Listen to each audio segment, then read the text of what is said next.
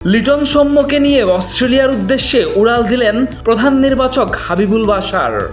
নাহিদ রানাকে নিয়ে হাহুতাশ করে লাভ নেই বললেন মোহাম্মদ সালাউদ্দিন।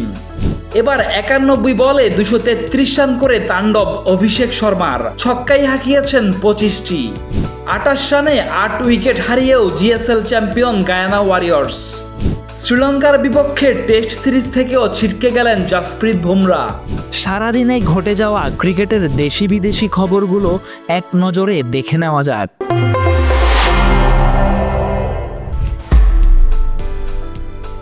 অস্ট্রেলিয়ার বিপক্ষে 2 ম্যাচ টেস্ট সিরিজ খেলতে বাংলাদেশ দলের বেশিরভাগ সদস্য আগেই দেশ ছেড়েছে। এবার দ্বিতীয় বহরে অস্ট্রেলিয়া গেলেন প্রধান নির্বাচক হাবিবুল বাশার সুমন। তার সঙ্গী হয়েছেন লিটন দাস, সৌম্য সরকার, জাকের আলী অনিক, মুশফিক হাসানরা। আগামী 13ই আগস্ট প্রথম টেস্ট খেলতে মাঠে নামবে দুই দল।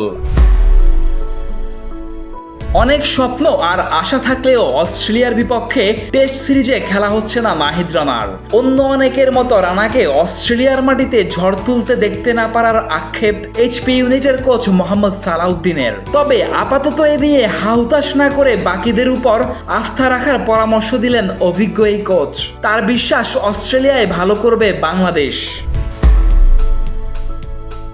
আন্তর্জাতিক ক্রিকেটে কিছুটা ছন্দপতন অভিষেক শর্মার, তবে ঘরোয়া ক্রিকেটে ব্যাট হাতে নেমেই রীতিমতো ঝড় তুললেন ভারতীয় বাঁহাতি ব্যাটার। পাঞ্জাব আন্তঃজেলা টুর্নামেন্টে 50 ওভারের ম্যাচে 91 বলে খেললেন 233 রানের ইনিংস। 256 স্ট্রাইক রেটে ব্যাট করার পথে 15-4-এর সাথে হাঁকিয়েছেন 25 ছক্কা।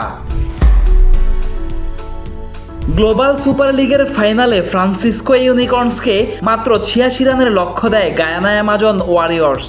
28 রানে 8 উইকেট হারানোর পর ম্যাথু ফোর্ডের ব্যাটে 28 রানে ভর করে 85 রানের পুঁজি পেয়েছিল তারা।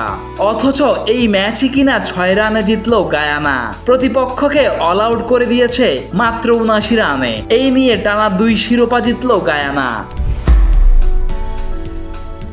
শ্রীলঙ্কার বিপক্ষে টেস্ট সিরিজেও খেলা হচ্ছে না ভারতীয় তারকা পেসার জাসপ্রীত বুমরার। চোট কাটিয়ে পুরোপুরি ফিট হতে সময় লাগবে বলেই তাকে নিয়ে তাড়াহুড়ো না করার পরামর্শ দিয়েছে বিসিসিআই এর মেডিকেল টিম।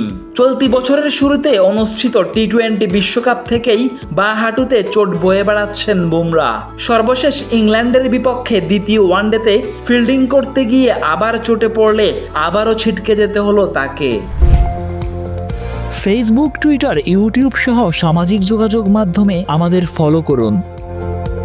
ক্রিকেট দুনিয়ার সব খবর সবার আগে পেতে ভিজিট করুন www.dailycricket.com.bd।